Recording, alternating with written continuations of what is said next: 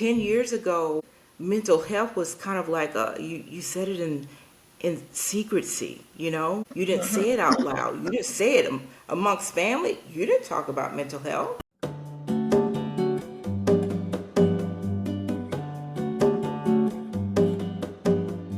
This is Rooted and Rising. My name is Lamisa, and my guest today is Donna Costa.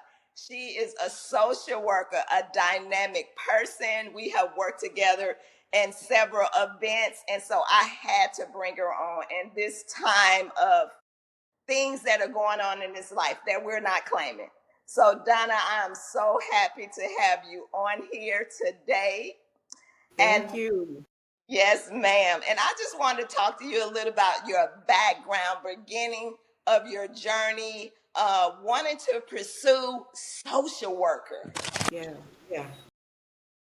You know, I have to say that a lot of social workers, a lot of people in the mental health field come at it from a place of their own personal. And so that what got me kind of like headed in that direction was the fact that there was a few social workers that I had met along the way, and they were doing different things.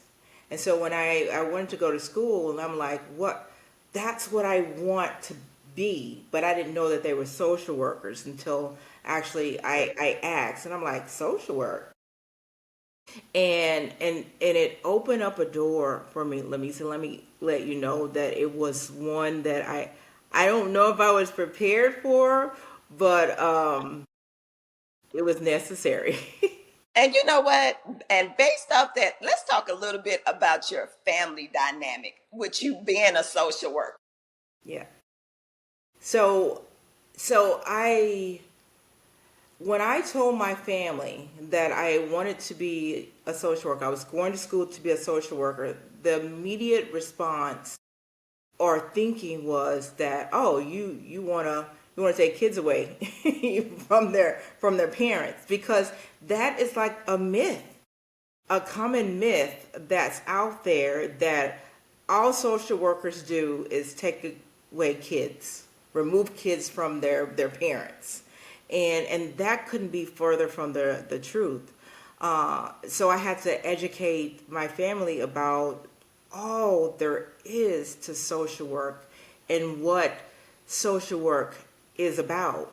And so along the way, I actually did. I was a therapist for the longest time, but there was a period of time that I worked for Child Protective Services.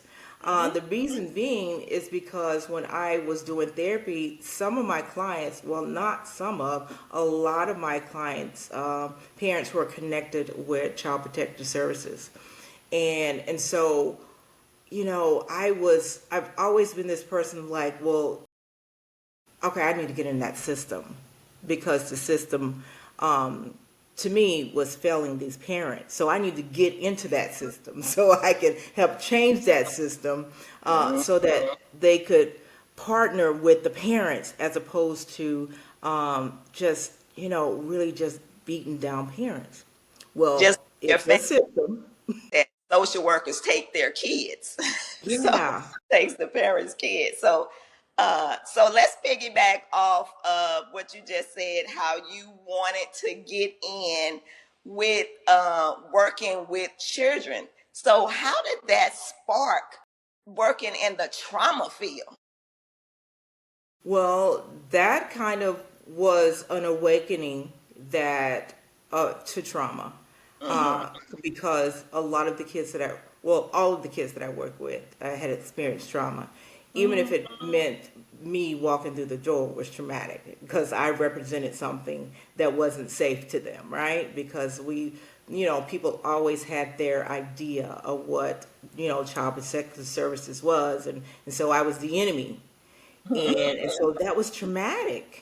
But really, what really got me to really want to start learning more about the impact of trauma, especially on the brain, was my kiddos. I'm a mom of 11, 10 of which we adopted over the years, three separate sibling groups, and one day you get to meet all of them.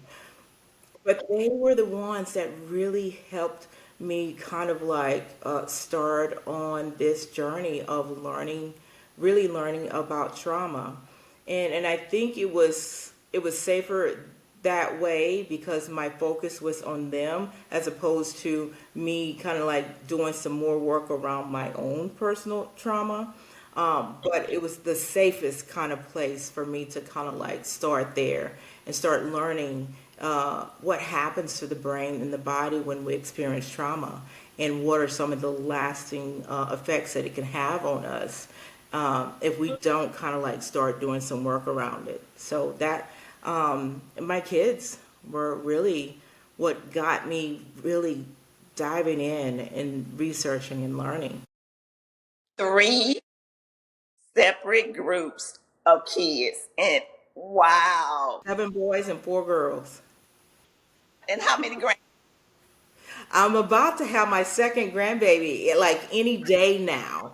My youngest daughter. Feeling stuck in your wellness journey? You're not alone. That's why I created the Embodiment Collection. This collection includes 8 digital products we've created to help you embody these traits and connect with your best self. You can buy one, mix and match, or purchase the deluxe, which includes all embodiment guides. Head to LamisaWellnessCollective.com/store or click the link below to shop now. Let your wellness transformation start today.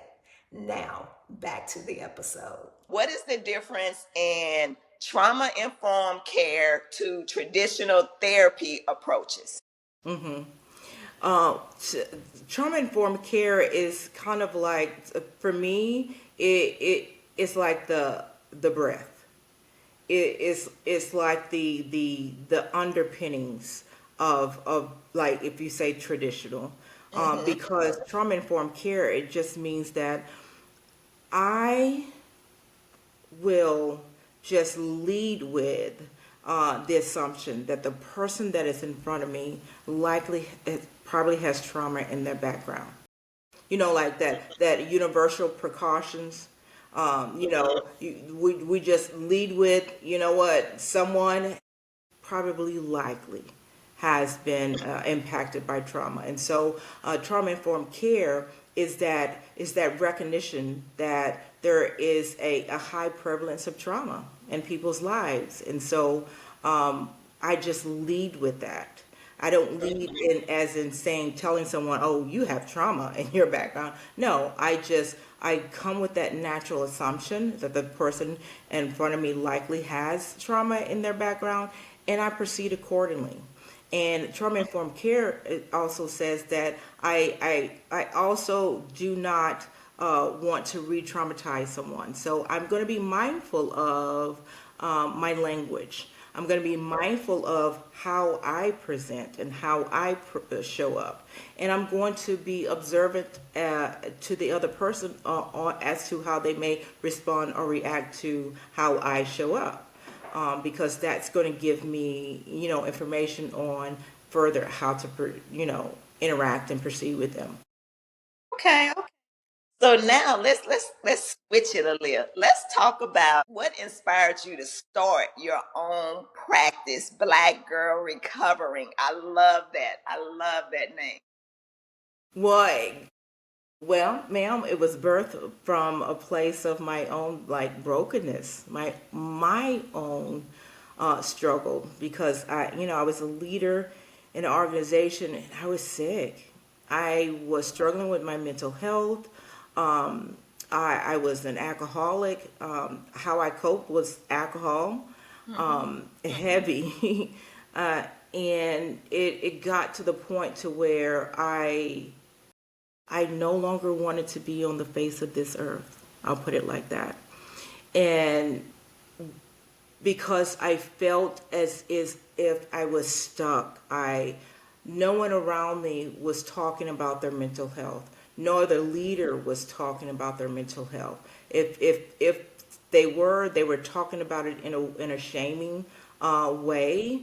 And here I was, the therapist who was ashamed and afraid to seek my own for fear of judgment, Right, Man, right. here she is, a clinician, and she looked a hot mess.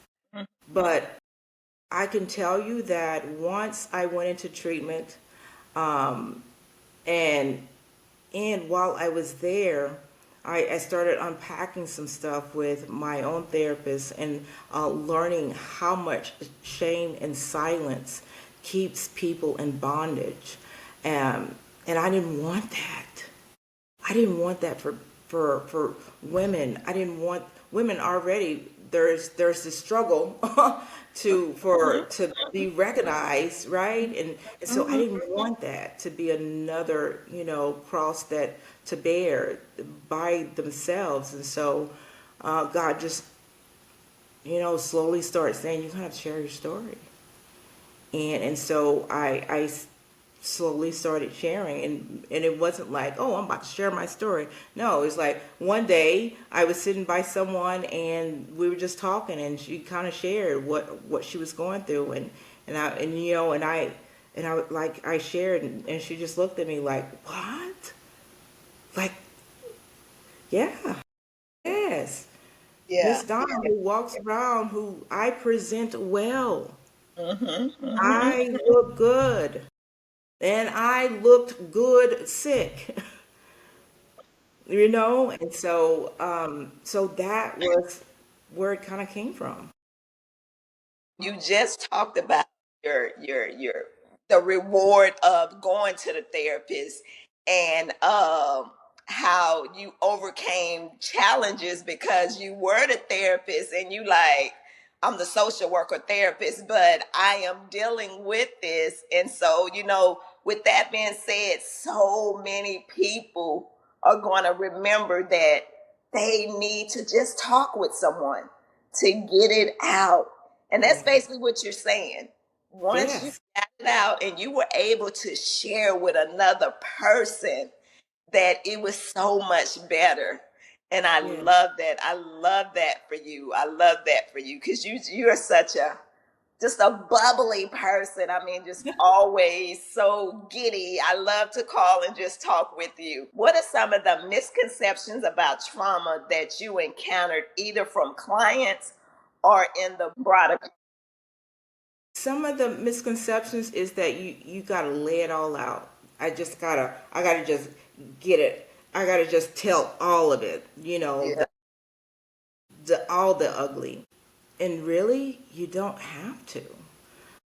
In order, part of one of my modalities that I'm trained in is called target, and what part of that is recognizing that, yeah, sometimes just retelling of the story can be re-traumatizing in and of itself, but that doesn't mean that I can't support you and I can't walk alongside you to a place of healing, because to me, what's more important is how is it impacting you today? You Right. don't need to tell me about all that happened. I Help me understand how it's impacting you today, and that's where we can start. Wow. Some At some point in time you may want to down, but it's not a requirement. So I think that's one of the most common misconceptions that keeps people away from seeking counseling, is because they think that, well, I don't want to talk about it. You don't have to dig it up. Tell me what's going on today. How is it impacting you today? Escape to Hot Springs, Arkansas, and reconnect with yourself at our Feed Your Soul Wellness Retreat happening April 29th. Imagine yourself surrounded by healing waters, expert guidance, and a community dedicated to real wellness. This is your moment to root and rise. Just lock in your spot and save with our early bird registration. Opening November 1st through November 30th. Set your clocks as there are limited space available. Now, back to the episode. In a culture that glorifies hustle and productivity, how do you help clients embrace rest without guilt? Whew. This is a hard one for women, especially for black women. Black and brown women, it is so hard for us to embrace the concept that we don't always have to be going and doing and doing and doing. But talk, what I lead with? I lead with stats. I lead with the reality of what happens when our body and brain is under all this pressure and all this stress and all the weight of it without rest, that it kills us. And it is killing us. The rate of high blood pressure, the rate of diabetes, the rate of stroke, the rate of heart attack amongst black and brown communities is just astounding. And a lot of all of these conditions are stress related. So that's where I lead with. That's what I start with, because sometimes you gotta hit people with what they're really dealing with first, and help them see that if we continue in this vein, it's gonna take you out, sooner than it should. And you talk about why is rest not just a luxury, but actually essential in trauma recovery. Yes, I can talk to you about how when our bodies and our brain undergoes a lot of stress, it releases these stress hormones and cortisol, adrenaline, and it's supposed to. It's doing its job because it's saying, the brain is saying, okay, wait a minute. Something's going on and I got to keep you alive. So let me just pump you with these stress hormones because I need to keep you alive. But guess what? At some point in time when it just is on repeat, our brain gets stuck in what we, social work in the clinical field, we call, survival mode. And survival mode means you're just stuck in this place of always being on, to where your body is just, these stress hormones continue to course through your body. Rest is when our body is able to reabsorb some of those. So that way it's not creating a toxic kind of like environment inside of our body. And when we're not resting, when we don't do that rest, it can't do that. So it can actually lead to illness. It can lead to disease. So it's not just a luxury. It's actually life saving. What does self care look like in your own life? Well, I used to balk at that word, self care. I don't like going to the gym. Self care is more than about that. Self care is what, to me, and what to each person, is sustaining. It's restorative. So for me, restorative is I'll pull out my crochet. I have a hobby, and part of my work with folks is like, I need you to get a life. I need you to get a life outside of the role that you have as an employee, the role that you have in your family. You're more than that. I need you to have interest outside of that. Get a hobby. So one of my hobbies is I like to crochet, and that just kind of like, when I'm doing it, I picked up, and I'm really liking this walking. I've been walking, but I wasn't doing it every day until I did this challenge in September. And now, wow, it actually, once I'm done, I feel my body feels lighter. Lighter as in the heaviness of what may have been carrying here, I was able to let go while I was walking. That's restorative for me. And also restorative for me is just sitting down. And I say that, and I laugh about it because there was a point in time when if I sat down, I was on edge because I felt like I needed to be up doing something always, and so sitting down wasn't relaxing for me. And I really had to unpack that with my therapist. Like, I don't understand this. I don't understand why I feel so tense and tight just by sitting. Because I think I used to like make my husband all tense because the energy that I would exude just sitting next to him was just like, okay, I gotta get up. I gotta I gotta be doing something. And he'd be like, he just want to sit and just chill with his wife, but I'm feeling like I needed to go and do something. So just sitting and just being still. Yes. So let's talk a little more about this 30-day challenge. Yes. So why did you start the 30-day challenge? Well, September is not just National Recovery Month, but it's also Suicide Prevention Awareness Month, and that is September is always a very personal one with me. For my own personal struggles with suicidal ideation, and even as a soldier, I'm prior military. I was Army, and while I was in, I remember those dark days, and I remember that I could not. There was nobody to talk to about it. There was not a soul that you could talk about it, because even more so within the military, it is like you don't share stuff like that, and so I said, you know what? My cause is going to be stop soldier suicide, and that's who I was going to walk for. And so yeah, that's why I chose it, because not just from my own personal experience, but from those who are still living in silence, because they feel like they can't seek help for fear what it may mean for their career.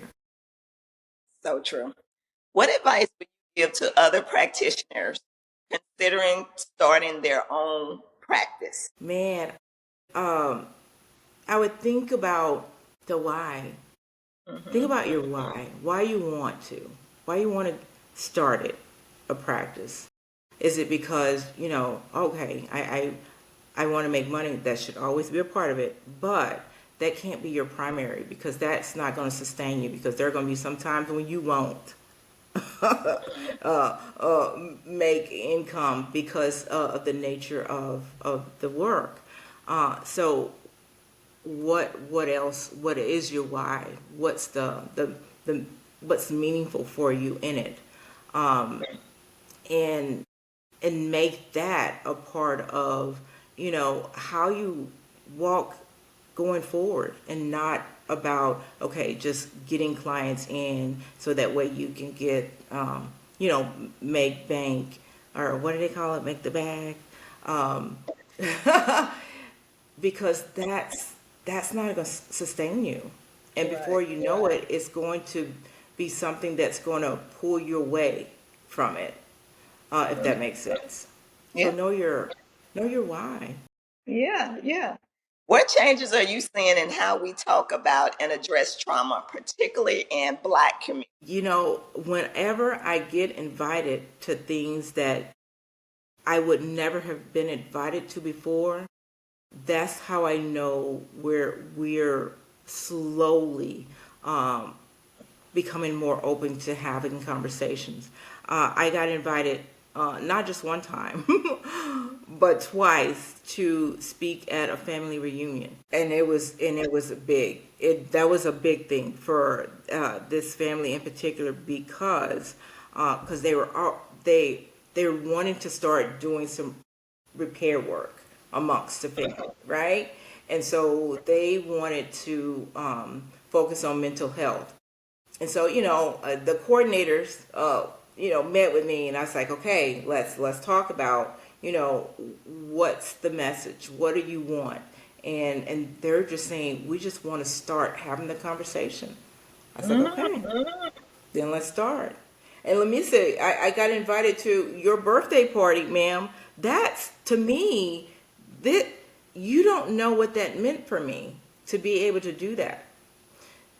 And when I was driving home, I was thinking, 5 years ago, that wouldn't have been.